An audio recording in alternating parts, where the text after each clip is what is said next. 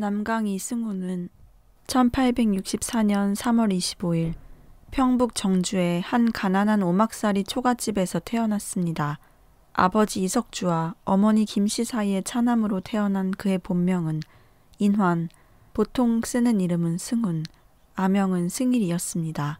난 지 8달 만에 어머니가 병으로 세상을 떠나 그는 따뜻한 어머니 품이란 걸 모르고 자라났습니다.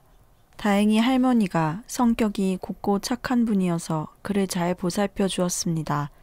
워낙 가난해 정주에서 살 길이 막연했던 그의 집은 6살 되던 해에 납청정으로 이사합니다. 평양에서 의주로 가는 큰 길가에 위치한 이곳은 일찍부터 녹그릇 만드는 일이 성업을 이루어 혹 막벌이라도 있을까 해서였습니다. 그러나 집안의 형편은 갈수록 어려워졌습니다. 10살 때 그 인자하시던 할머니가 돌아가시고 뒤이어 2달도 못 돼 집안의 기둥인 아버지마저 세상을 떠나고 말았습니다. 승우는 형 승모와 함께 졸지에 천혜의 고아가 되었습니다. 다행히 승우는 청정에서 유기상으로 유명한 임일권의 호의로 그 집의 사환이 될 수 있었습니다. 여기서 승일은 5년 동안 있었는데 천성이 착한 그는 5년을 하루같이 거짓없는 바른 마음으로 정성을 다해 주인을 섬겼습니다. 임일권도 그런 그를 믿고 금전거래까지 맡기며 수금 사무도 보게 해주었습니다. 특히 이 집의 사랑방에는 황해도, 평안도, 각지의 상인들이 빈번히 출입하는 터라 어린 승우는 이들로부터 세상 돌아가는 형편이나 장사하는 법 등을 배워갈 수 있었습니다. 이승우는 15살 때인 1878년 이도제의 딸인 경강과 결혼한 뒤 자립생활을 하고자 행상으로 나섭니다. 옛 주인 임일권의 후위로 외상받은 녹그릇을 한 짐 짊어지고서 장돌뱅이 곧 보부상이 되어 정주읍을 비롯한 부근 일대 장터를 누비며 장사를 시작했습니다. 이듬해부터는 정주 일대를 벗어나 황해도, 평안도로 시야를 넓혀가면서 새로운 판매망을 개척합니다. 특히 황해도를 무대로 하면서 그의 등짐 장사는 나귀 등으로 커가고 다시 우차에 실려지면서 수입이 나날이 늘어갔습니다. 이렇게 각지를 누비면서 장사하는 동안 이승우는 우리나라가 미국, 영국 등과 친선조약을 맺었다는 소식도 들었고 나라 안에서는 이모군란과 갑신정변이 일어났다는 소식도 들었습니다. 이승우는 행상으로 모은 돈을 미천으로 해서 24살 때는 옛주인 임일권 상점보다 더 큰 유기공장과 상점을 차리게 됩니다. 이때 부족한 돈은 철산의 갑부 오삭주의 돈을 빌리기도 했습니다. 이때부터 남강은 큰 기업인으로서의 면모를 보이기 시작합니다. 즉, 유기공장을 햇빛이 잘 비치고 통풍이 잘 되는 곳에 설립하고 종업원들에게는 작업복을 입혀 청결을 강조했습니다. 또 임금도 올려주고 일정한 휴식도 취하게 하니 종업원들이 작업 의욕을 고취해 생산품을 증가시키면서 금세 다른 유기공장들을 앞지르게 되었습니다. 당시로선 상상하기 힘든 근대적 경영 방식이었습니다. 이리하여 청정에서의 남강의 공장과 상점은 번성하여 평양에까지 지점을 두게 되었습니다. 그러나 1894년 나라 안에서 일어난 청일전쟁의 여파로 수년 동안 쌓아 올렸던 그의 공장과 상점들은 피폐되고 말았습니다. 그렇지만 어려서부터 역경에서 스스로 운명을 개척해온 남강은 이만한 일로 좌절하지 않았습니다. 다시 철산의 오삭주를 찾았습니다. 이때 남강은 그간의 경위와 그에게 진 빚과 이자를 계산한 명세서를 제시하면서 다시 자금을 융통해 줄 것을 호소했습니다. 그러자 오 씨는 남강의 정직한 마음과 불굴의 기업 정신을 높이사 흔쾌히 자금을 빌려주었습니다. 오 씨의 도움으로 남강은 다시 청정에서 유기공장을 복구시켰습니다. 이때 다른 공장들은 감히 복구에 엄두도 못 내던 터라 자연 남강의 공장에서 생산되는 유기들은 부근 일대의 시장을 독차지하며 크게 번창하게 됩니다. 이에 또다시 평양과 진남포에 새로 지점을 열게 되었습니다. 이쯤 되자 남강은 새로 무역업에 손을 대면서 서울과 인천을 왕래하며 사업을 더욱 확장시켜 나갔습니다. 당시 남강의 사업활동은 대단히 광범위했습니다. 인천항을 통해 들어오는 석유, 양약, 종이, 도자기, 일상 잡화 등을 구입해 황해도와 평안도 등지에 갖다 팔았습니다. 이같이 7, 8년 동안 장사하는 사이에 그의 자본은 엄청나게 늘어나 이미 50만 양을 헤아리게 되었습니다. 그때 소 한 마리에 한 양이었다고 하니 지금으로선 가히 70억 원 정도에 해당되는 엄청난 금액입니다. 1902년경 이미 남강은 국내에서 제일 가는 거상으로 등장하기에 이르렀습니다. 당시 일본이 경인선 철도를 부설하는 것을 본 남강은 곧 외국 상선이 입항할 것이라 짐작하고 경성과 평양에 운수회사를 설립하니 이는 우리나라 운수 사업의 시작이었습니다. 이때 거처를 청정에서 용동으로 옮긴 남강은 이제 돈도 어느 정도 모았으니 일가 친척을 한데 모아 하나의 종족부락을 이루어 남에게 모범이 되는 깨끗하고 화목한 마을을 만들 꿈을 꾸었습니다. 그래서 일가 친척을 불러 모으고 마을에 공동 경작지를 만들어 빈부의 차를 없애게 하고 글방을 두어 자제들에게 글과 예절을 가르치게 하였습니다. 이 무렵 남강은 경성, 평양 등지를 돌아다니다가 용동의 거처로 돌아오면 을에 동리 사람들을 모아놓고 세상 돌아가는 형편을 들려주곤 했는데 특히 강조한 것은 아무 일도 하지 않고 양반으로 살려고 하지 말고 장사도 하고 힘써 일해야만 남의 나라를 따라갈 수 있다는 것과 사람은 부지런해야 하고 거짓말을 해서는 안 되며 집의 안과 밖을 깨끗이 정돈하고 한 달에 한 번씩 모여서 동리일을 의논해야 한다는 것이었습니다. 사실 이때 남강은 용동을 평화스러운 이상촌으로 만들겠다는 부푼 꿈을 안고 있었습니다. 그러나 조국의 암울한 현실은 그를 꿈에서 살게끔 내버려 두질 않았습니다. 남강은 용동 서당에서 경서와 신문을 번갈아 읽으며 좌초되어가는 나라의 운명을 걱정하였습니다. 을사보호조약에 이어 헤이그 밀사 사건과 고종의 퇴위 소식이 들려왔습니다. 답답한 마음을 금할 길 없었던 그는 1907년 7월 평양으로 나갔습니다. 그런데 마침 도산 안창호가 연설을 한다는 소문이 들려왔습니다. 도산은 이미 청년 애국자로 웅병가로 이름이 높았습니다. 그동안 미국에 가 있다가 을사조약이 체결되어 나라가 위태하다는 것을 알고 갑자기 동경을 거쳐서 온 것인데 그가 모란봉에서 연설을 한다는 것이었습니다. 남강도 이전부터 도산의 소문을 들어왔으므로 가서 연설을 듣기로 했습니다. 여러분, 울기만 하면 무얼 합니까? 우리가 못나서 당한 일인데 누구를 원망합니까? 분한 생각을 하면 부직갱이라도 들고 나가 1인 한 사람이라도 때려 죽이고 싶지만 그것으로는 되지 않습니다. 일본 사람들은 서양 문화를 재빨리 수입하여 새 교육을 받았기 때문에 세계의 대세를 알고 국민이 단결하여 한 덩어리가 되었습니다. 우리가 그네들을 막으려면 뭉쳐 한 덩어리가 되어야 합니다. 우리는 오랜 잠에서 깨어야 합니다. 깨는 데는 우리도 배워야 하고 후진들을 잘 가르쳐야 합니다. 의병을 일으키는 것도 좋습니다. 그러나 규율 없고 교양 없는 군인은 아무데도 쓸 수 없습니다. 물고기를 낚으려면 먼저 그물을 만들어야 하는 것 같이 우리나라를 바로잡으려면 먼저 우리가 깨어야 하고 우리 후진들을 가르쳐야 합니다. 이것이 우리나라를 구하는 첫째의 방법입니다. 남강 이승우는 큰 감동을 받았습니다. 안창호의 연설이 끝나자 남강은 군중을 해치고 나아가 연단에서 내려오는 도산의 손을 부여잡으며 자신을 소개하고 정말 옳은 말을 들려주었다고 하면서 돌아가 그대로 실행하겠노라고 고백합니다. 도산도 미국에서부터 소문을 듣고 만나보고 싶던 참이라며 남강의 손을 다시 뜨겁게 부여잡았습니다. 이로써 둘 사이는 깊은 우정이 맺어지면서 앞으로 민족운동을 전개하는 데 있어 때려야 뗄 수 없는 두터운 관계를 맺게 됩니다. 남강 이승우는 도산 안창호의 경륜과 인격을 우러러보았고 도산 안창호는 남강 이승훈의 강직함과 실천력을 높이 찬양했습니다. 결국 도산의 교육제의주의는 남강으로 해서 산업으로 보강되고 남강의 산업계획은 도산으로 해서 교육의 뒷받침을 받게 됩니다. 용동으로 돌아온 남강은 예전의 남강이 아니었습니다. 좋아하던 술과 담배를 일체 끊었을 뿐더러 상투마저 자르고 있었습니다. 겉만 바뀐 것이 아니었습니다. 내 가족, 내 일가만 자리했던 그의 마음엔 이제 민족 혼이 뜨겁게 타오르고 있었습니다. 그는 우선 독리 사람들을 모아놓고 자기가 평양에서 도산에게 들은 내용을 그대로 전하였습니다.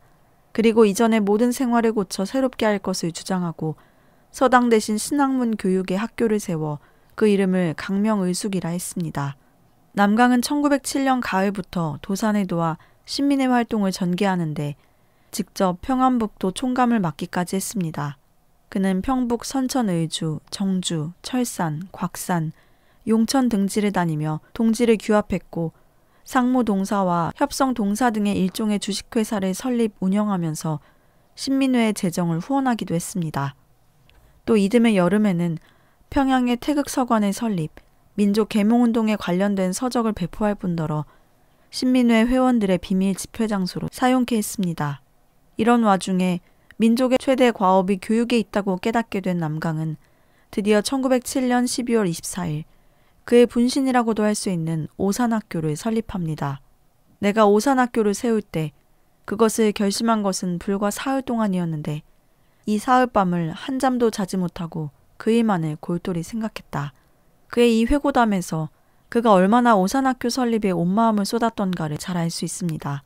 이 오산학교가 개교하던 날 그는 처음으로 입학한 7명의 학생을 놓고 이렇게 말했습니다. 지금 나라가 날로 기울어져 가는데 우리가 그저 앉아있을 수는 없다. 이 아름다운 강산, 선인들이 지켜내려온 강토를 원수인 1인들에게 맡긴다는 것이야 차마 있어서는 안 된다. 총을 드는 사람, 칼을 드는 사람도 있어야 할 것이다. 그러나 그보다 더 중요한 일은 백성들이 깨어 일어나는 일이다. 내가 이 학교를 세우는 것도 후진을 가르쳐 10,000,000이라도 나라에 도움이 되기를 원하기 때문이다. 오늘 이 자리에 7명의 학생밖에 없으나 이것이 차츰 자라나 70명 내지 700명에 이르도록 왕성할 날이 올 것이니 일심협력하여 나라를 빼앗기지 않는 백성이 되기를 부탁한다. 오산은 학교라기보다는 한 가정이요, 도장이요, 수련소였습니다. 설립한 취지부터가 학문 공부를 한다기보다는 나라를 건지고 민족을 개조하기 위한 지도자를 길러내자는 것이었으므로 선생도 학생도 다 같이 일종의 종교적 사명감 혹은 자부심에 불타고 있었습니다. 남강 자신도 학교 경영을 위해 밖으로 나가는 일 외에는 학교에서 선생과 학생들과 같이 먹고 자고 같이 일하고 배웠습니다. 뜰을 먼저 쓸고 변소를 손수 치우며 상한 데를 돌아가며 고치는 그는 설립자인 동시에 교장이요, 선생이요, 사무원이요, 사환이었으며 또 같이 배우는 학생이기도 했던 것입니다. 1910년 남강의 교육사업이 채 불꽃을 지피기도 전에 한일합방 사건이 일어나고 맙니다. 남강은 쓰라린 마음을 달래고자 평양 산정현 교회를 찾는데 여기서 십자가의 고난이란 한석진 목사의 설교를 듣게 됩니다. 조국의 참담한 현실을 예수님의 십자가에 견주어 외치는 한 목사의 설교에 감동한 남강은 그 즉시 입교의 결단을 내립니다. 용동에 돌아와 학교 옆에 교회를 세운 남강은 아예 학교의 교육 주지도 기독교 신앙으로 바꿔 기독교 정신을 바탕으로 한 민족 교육을 실시합니다. 또한 선교사인 라부열 목사를 명예교장으로 정기정 목사를 교목으로 맞아들였습니다. 이때부터 오산학교는 곧 교회를 겸하게 됩니다. 나라 잃은 백성으로서 마음 둘 곳이 없었던 스승과 제자들은 새로운 신앙에 돌아와 울면서 기도를 올렸고 목이 메어 하나님을 찾았습니다. 이와 함께 남강에게는 그의 신앙 인격을 단련할 고난이 엄습해오고 있었습니다.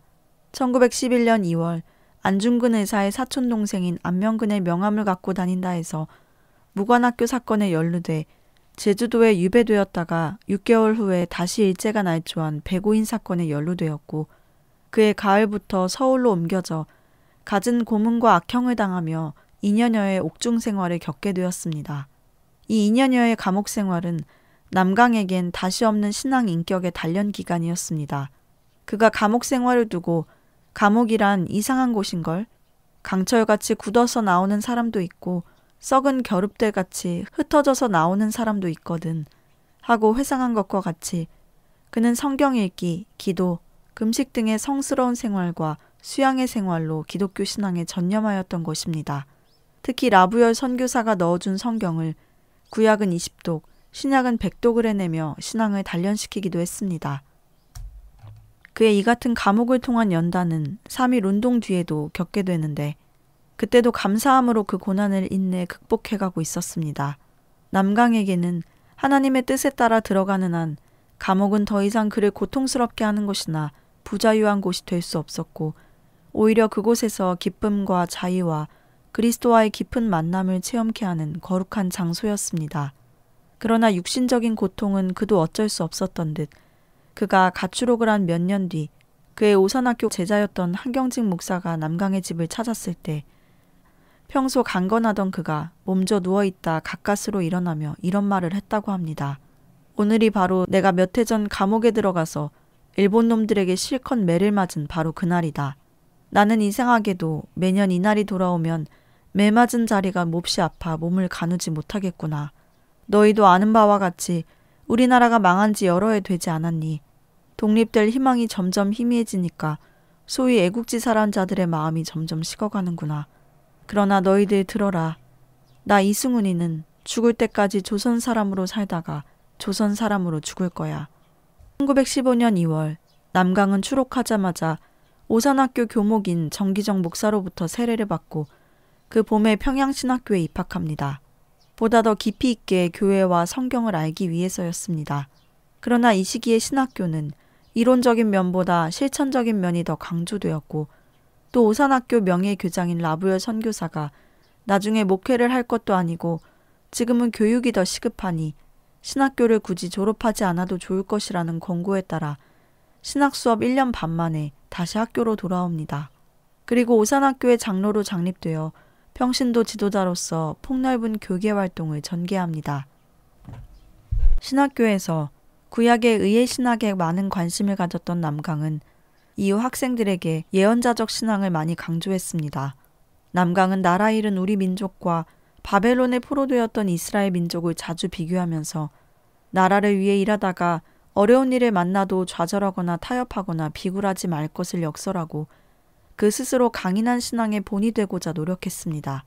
그러나 남강은 이스라엘과 비교해서 우리의 한 가지 부족한 점을 지적했는데 우리 백성에게는 날카로운 예언자적 통찰로 불의를 고발하고 잘못을 충고해주는 용기가 적음을 또 미래를 보며 희망을 가지고 현실을 극복하는 힘이 약함도 아울러 지적하였습니다.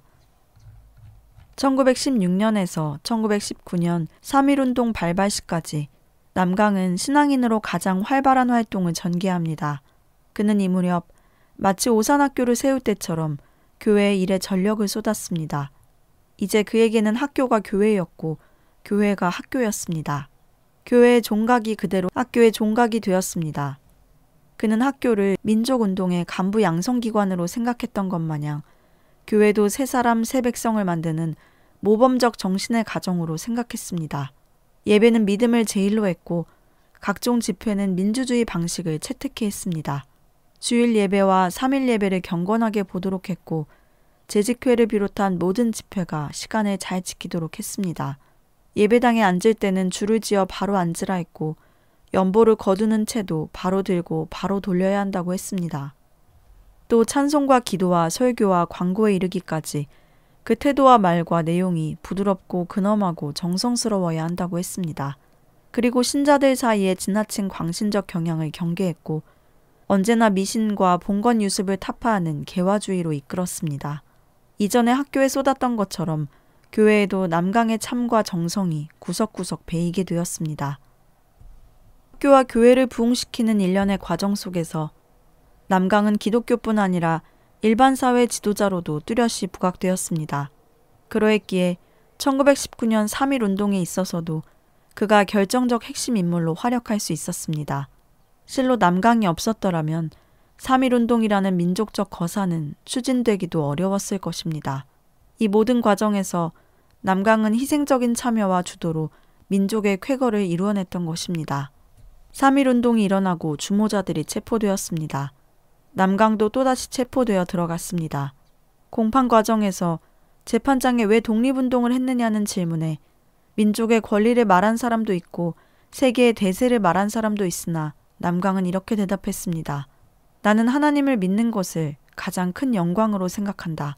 내가 후진이나 동포를 위해서 한 일이 있다면 그것은 내가 한 것이 아니고 하나님이 나를 그렇게 시킨 것이다. 남강에게는 감옥 안과 밖이 다를 수 없었습니다. 평소 남이 하기 싫어하는 일, 낮은 곳에서 남을 섬기고 봉사하기를 즐겨했던 남강은 감옥 안에서도 다른 사람들이 다 싫어하는 변기 청소까지 도맡아 하곤 했습니다. 주여 감사합니다. 바라옵건대 이 문을 나가는 날까지 이 백성을 위해서 똥통 소재를 잊지 말게 해주옵소서. 지금까지 이기고 오게 하셨사오니 이와 같이 앞으로도 이기고 나가게 해주시옵소서. 남강은 3년여의 감옥 생활을 통해 구약 10회, 신약 40회 등 많은 독서를 하면서 자신과 사회, 민족을 위한 새로운 구상을 전개하곤 했습니다. 추록 후 그는 동아일보에 이렇게 게재하고 있습니다.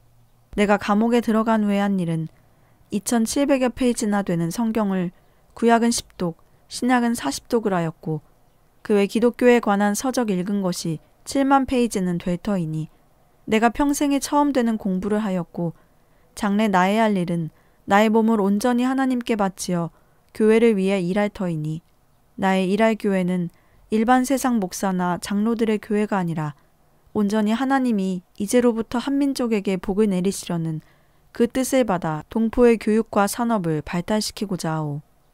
1922년 7월 그는 3.1운동으로 투옥된 민족대표 중 맨 마지막으로 석방되었습니다. 그 전해에 부인 이 씨는 세상을 떠났고 그의 머리는 하얗게 새어 있었습니다. 그가 평생의 사랑을 바친 오산학교와 오산교회도 일본에 의해 불살라져 그 자취마저 미미해져 가고 있었습니다. 그러나 그는 여전히 추상 같은 기계로 다음과 같이 감옥 출소의 변을 토했습니다. 다른 사람이 모두 추록되고 나만 남아 있었는데 나는 실로 조석으로 기도하기를 이와 같이 나오게 되지 말고 하루라도 더 있으면서 우리 형제들의 마음을 위로하고자 하였고 지금 경성 감옥에 있는 정치범이 수백 명인데 그 중에 종신징역이 22명이요. 그 외에 10년 이상의 징역을 받은 사람이 수십 명이라 그들을 불덩이같이 뜨거운 옷 속에 두고 나오는 생각을 하니 감옥문을 나서자 더운 눈물이 앞을 가려 차마 발길이 돌아서지 못하였소. 옥고를 치르느라 약해질 대로 약해진 몸을 제대로 정양할 겨를도 없이 곧 남강은 월남 이상재 선생과 함께 조선교육협회를 창립하고 민립 대학 기성회를 발기시키는 등 다시금 민족의 미래를 위한 교육운동에 뛰어들었습니다. 1924년 5월에는 민족의 신문이라고 할 수 있는 동아일보의 제4대 사장이 되어 친일 세력에 맞서 민족의 언론 창달에 주력합니다. 또한 오산학교 교장으로 초빙한 고당 조만식과 함께 물산 장려운동을 전개하기도 합니다. 그러는 한편 대오산건설이란 포부 아래 토지 개간 등을 통해 농장을 확보하고 농과대학을 갖추며 유치원과 여학교를 설치하는 등 교육과 산업을 연결하는 일종의 종합교육계획도 추진해 나갔습니다. 그러나 민족운동 세력의 분열과 함께 한국교회의 교권주의와 피한주의는 민족과 교회를 위해 마지막 불꽃을 태우려는 그를 안타깝게 했습니다. 1927년 민족운동의 단일체로 신간회가 조직될 때도 조선의 장래를 그는 오히려 기독교에서 찾으려 했습니다. 그의 입장은 간단했습니다. 신간회니 무엇이니 하지만 기독교에서 일함이 참 큰일이지 마음을 변화시키니까. 그가 조병옥 등 조선교회의 빼어난 인물들을 모아 신우회를 조직해선 조선으로 일대 경성을 주며 운동을 일으키려 했던 것도 그런 이유에서였습니다. 남강은 그의 마지막 개혁적 신앙의 희망을 성서 조선 그룹에 두었습니다. 그가 사회주의 계열의 청년들로부터 조선의 당면한 문제가 빵 문제 해결이라고 도전받았을 때 분명히 우리는 지금 빵에 주려 있거니와 그보다도 하나님의 말씀에 더 주려 있다고 하면서 하나님의 말씀을 순수하게 배우며 가르치는 기관을 모색하였습니다. 이렇게 그는 자신과 조국과 민족을 성서 위에 올려놓으려고 결단함으로써 이제는 하나님과 성서 앞에서 그 자신을 완전히 부정할 줄 아는 고귀한 신앙인이 되어갔습니다. 1930년 5월 3일 오산학교 제자들이 만든 자신의 동상 제막식이 있었습니다. 원래 생존에 있는 분의 동상은 만들지 않는 법이지만 제자들은 남강의 높고 거룩한 뜻을 받든다는 숭고한 마음으로 또 책이나 다른 기념물은 일본의 방해 때문에 도저히 만들 수가 없어서 말없는 동상을 통해서나마 그의 산 정신을 기리고자 남강 동상을 세웠습니다. 물론 이 일도 일본의 방해로 어려움이 많았지만 독립운동가가 아니라 단순히 교육자로서 그가 설립한 학교의 교정에 동상을 세운다는 명목으로 겨우 허락을 얻었습니다. 남강은 동상 제막식에서 이러한 소감을 발표했습니다. 내가 오늘날까지 온 것은 내가 한 것이 조금도 없습니다. 모두 하나님이 나를 그렇게 만들었습니다. 여러분이 아시는 대로 나는 본래 불황무식합니다. 나는 이 뒤에 선 동상과 같은 사람입니다. 아무것도 아는 것이 없으나 하나님이 나를 이렇게 이끌어서 오늘까지 왔습니다. 과연 하나님이 나를 지시하시며 도우신 뿐입니다. 이후로도 그럴 줄 믿습니다. 다음 날 오후 남강은 오산의 성경연구 모임에 나와 믿음에 대한 증거와 권면을 했습니다.